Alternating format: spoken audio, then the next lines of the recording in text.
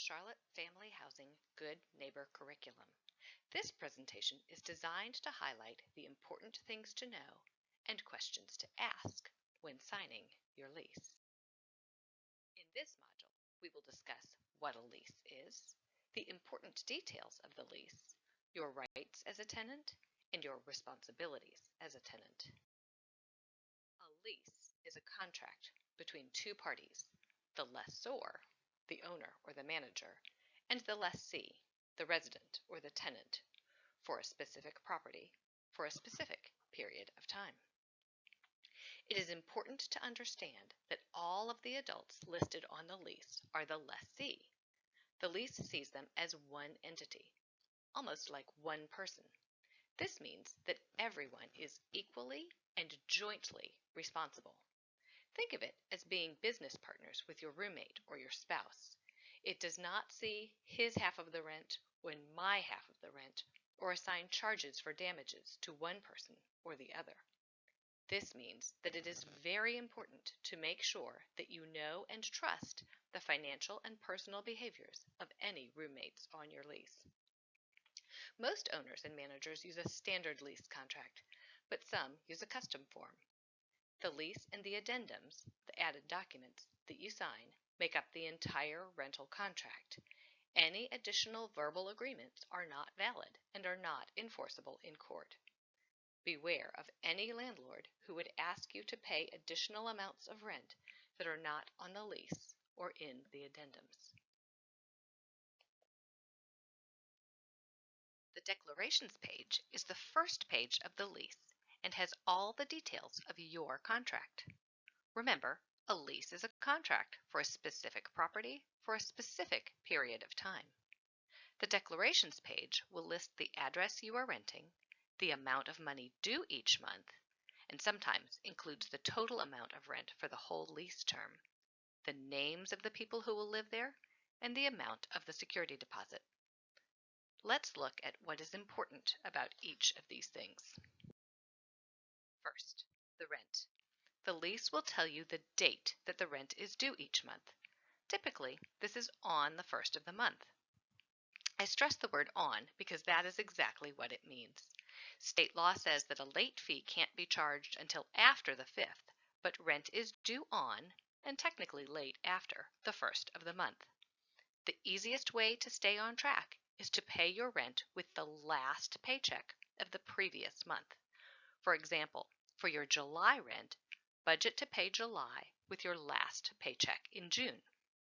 The lease, and sometimes an addendum, will tell you where and how to pay the rent. Many property management companies are going to an online portal. If you must mail a payment, make sure to give it enough time to get there on time. Rent is only considered as paid when the owner has the money. If there are other monthly fees like pet fees, trash, or utilities, these are also due on the 1st. Think of them and budget them as part of your rent. The declarations page will also tell you how much the late fee will be. It is usually 5% of the rent, and this can add up fast. If the rent is $1,000, an additional 5% would be $50. It is important to note that with some sources of subsidy, the landlord can only charge the late fee on the amount that the resident owes.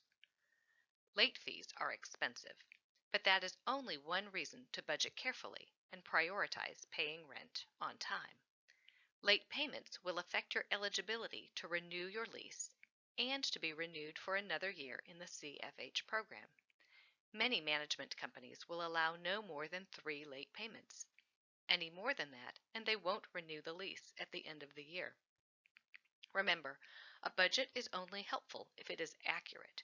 Make sure to pay attention to the amounts that are due for each of your bills and when they are due. If the budget is accurate, even if the expenses are adding up to more than the income, you will know in advance and have time to address the problem. Sometimes, when a financial crisis comes up, our first reaction is to hide from it. That's a natural reaction, especially if we are embarrassed or feel like we have fallen short of a goal. But the only way out of a problem is through it, so it is important to set a plan to get back on track. Communication is key. Make sure that your social worker and housing coordinator are aware of the problem. They can help you adjust your budget and help to figure out a way for you to get your rent paid. It is also important to communicate to your property manager. They are counting on that rent coming in to pay the mortgage and the bills on your home. And remember, the lease is a contract between you. It is a partnership, and the manager needs to know. Let them know when you will pay the rent, what you are doing to get back on track, and if it is relevant, what you are doing to stay caught up. Set the plan, then work the plan. The lease requires that utility payments, gas, electricity, and water, are made on time, and that each of those services stays on at all times. Why? It's bad for a building to go without utility service and is actually considered uninhabitable when they do. So think of the utilities as part of the rent. They are every bit as important to pay. If there are utilities that your landlord bills directly, pay those with your rent on that same paycheck. For the utilities that come directly from the company, like Duke Energy, Piedmont Natural Gas, or Charlotte Water, pay those by the date that they are due. Again, make sure to know how much is due and put it in your budget. Remember, utility bills are tied directly to how much service is used, so pay attention to drips and leaks that could affect the water bill, the temperature of heating and air conditioning that would affect the electric or the gas bill. Turn off lights, put on a sweater, be mindful of water usage. All of these affect how much money you get to keep and how much goes to the utility company. An occupant is anyone who is living in the rental property, even temporarily. Only the people listed on the lease can live there. This is a topic we're spending some time on. Why is it important? From a CFH program and a subsidy perspective, it is important because everyone in the household needs to be participating in the program. Also, remember, subsidy and affordability are calculated using the whole household income. So if someone moves in, their income needs to be counted. And anyone living in the home should be contributing to the rent. Second, remember, the lease is a contract between the owner and the people who live there. Finally, we have seen renters be victimized by letting friends or family use their address for legal documents. Please do not allow yourself to be taken advantage of in this way.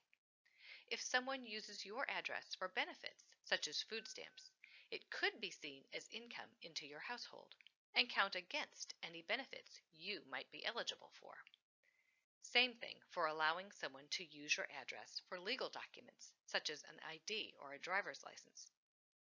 Once that address is on the ID, courts may see that person as having a legal right to the home, and it can be hard to get that person to leave if you no longer want them there.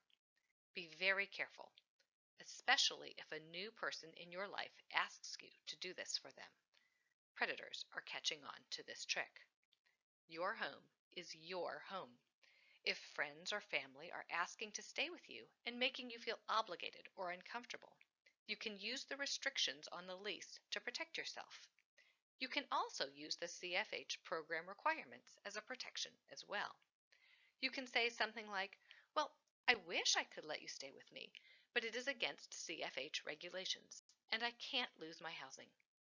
If someone is pressuring you, if you are being taken advantage of, or if you have a guest who will not leave, please reach out to your social worker or housing coordinator. We are here to help. So then, who is a guest? What is the difference between a guest and an occupant? A guest is someone who comes to visit you, not someone who just comes over to hang out in your space. A guest is someone you want to spend time with and whom you invited over. A guest is not someone who just invites themselves over, whether you like having them around or not. A guest is someone who comes to stay with you for a limited period of time, like for Thanksgiving or for a few weeks after you've had surgery. If they do not have plans of when they will be leaving or do not have somewhere else to go, they are living with you. If you do have someone come stay for a while, say your mom coming after you've had a baby, you may want to let your property manager know. Some leases define how many days someone can stay, but most are intentionally vague. The biggest thing to remember is that, as the leaseholder, you are responsible for the behavior of your guests. If you don't trust a friend or family member to behave right, it is perfectly okay not to tell them where you live. The lease also talks about maintenance and repairs. A few things fall into this area: emergencies, repairs of broken or damaged items, preventive maintenance or routine inspections. Then there is also the upkeep and maintenance that the resident is responsible for. Make sure you understand how to report maintenance issues. Sometimes there's a resident portal. Sometimes there's a specific maintenance email address. Managers are looking for maintenance requests to come in that way and like you to use their format because that is how they track what needs to be done.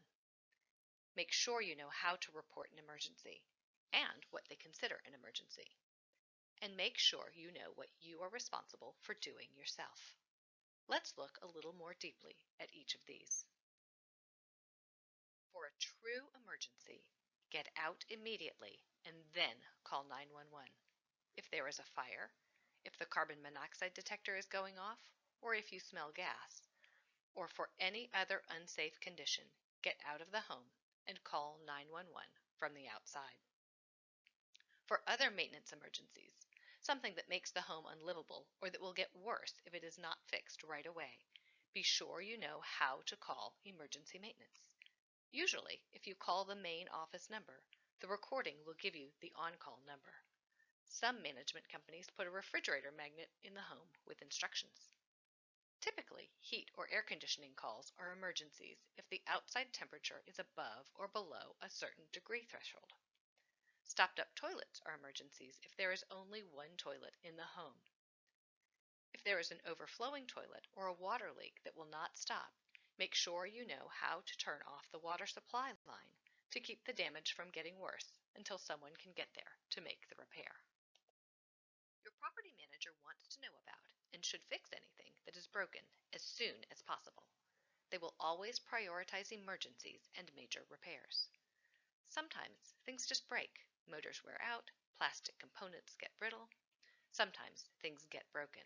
We tug too hard on a towel rod or drop an object down the drain that we should not. It is always the landlord's responsibility to make a repair, and it is always the resident's responsibility to immediately report anything that breaks or is damaged. If damage gets worse because the problem was not reported, the resident can be billed for the extra damage. Especially for a repair involving water, call immediately. Even a small water leak can cause major damage over time, and running water is water that you are paying for. In addition, water can quickly cause mold, and property management needs to know about it immediately. Preventive maintenance is another part of maintaining the rental home. Sometimes preventive maintenance is the property manager's job, and sometimes it falls on the resident to perform these tasks. It is important to understand what you are responsible for doing. Property managers will notify residents in advance of coming to do scheduled maintenance, and the resident typically does not need to be at home when they come. Property management should also leave a note alerting you that they came in. For multifamily, apartment communities, preventive maintenance will include things like changing the air conditioning filters and smoke detector batteries. For single-family rentals, many of these responsibilities fall on the resident, and still must be done. Changing filters keeps the airflow going to the HVAC, the furnace, and the air conditioning, and must be done regularly to keep the unit from overheating and breaking. Changing smoke and carbon monoxide detector batteries ensures that the alarms are working. These detectors should never be removed or disabled. The resident is responsible for basic upkeep of the home. While this includes keeping the home clean, it may also include yard work and some of the preventive maintenance tasks that we talked about in the previous slide. Make sure to ask and to fully understand what you are responsible for doing. Basic, small repairs like changing light bulbs, tightening loose screws, or plunging a stopped-up toilet are all the responsibility of the resident. Thinking back to the beginning of this presentation, you may remember that the lease and the addendums make up the whole rental contract. Addenda will include things like parking rules, rules for the pool or other amenity areas in an apartment community, pet addendum, bedbug addendum, mold and mildew addendum, and others. The house rules is the most common and comprehensive, and unlike the lease, is written in plain English. Read it carefully and follow all the rules. If there is something that you do not understand, make sure to ask questions. Pets. This is a big one. Any animal in the home must be listed on the rental contract on a separate addendum. Some rentals allow pets and some do not. Animals cannot be guests. It is a violation of the lease. So keeping a friend's dog or cat or their pet snake is not allowed. Pets are more likely to do damage if they're in an unfamiliar environment, so the rule makes sense. There are usually fees and additional rent associated with pets. Please note that the resident is entirely responsible for paying these. Subsidy does not cover these costs at all.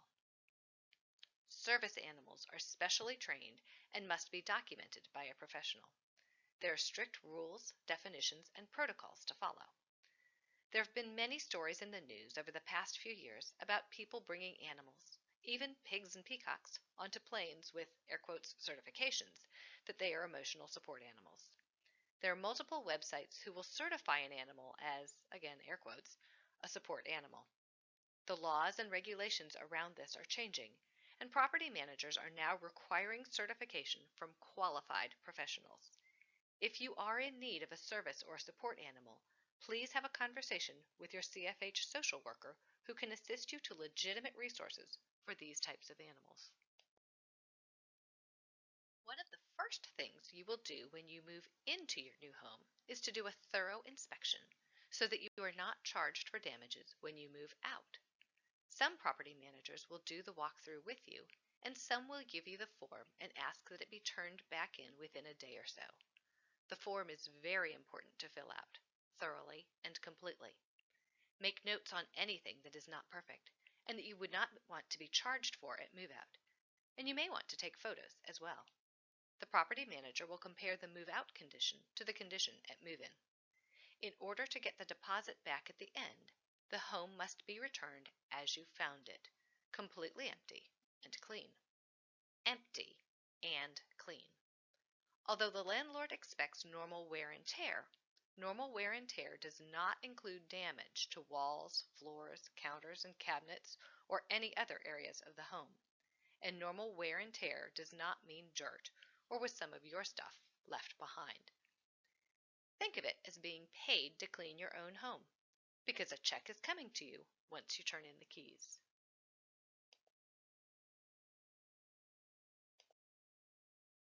Finally, the security deposit.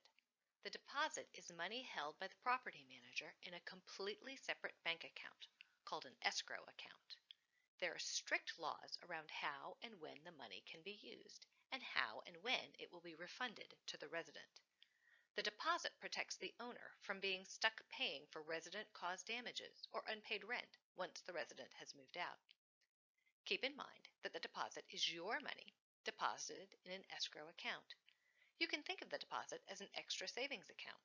Once you have fulfilled the whole contract and have moved on to a new home, the owner will mail you a check, your money coming back to you. It is important to note a few key things. Number 1, the final month of rent must be paid on time. Sometimes renters get confused and think that the deposit can be used for the final month of rent. Number 2, the resident must turn in the keys to property management when they move out. Until the keys are returned, the resident is considered to be in possession of the home and will be responsible for paying rent. Number 3, if possible, schedule a time to do a final walkthrough with the property manager. They will use the move-in, move-out checklist that you completed when you moved in. This will ensure that you are not charged for any blemishes that were there at the beginning.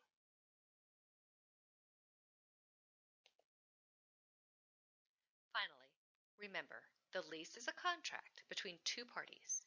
Each has rights and each has responsibilities. Renters have the right to a habitable home and to be treated fairly under the law.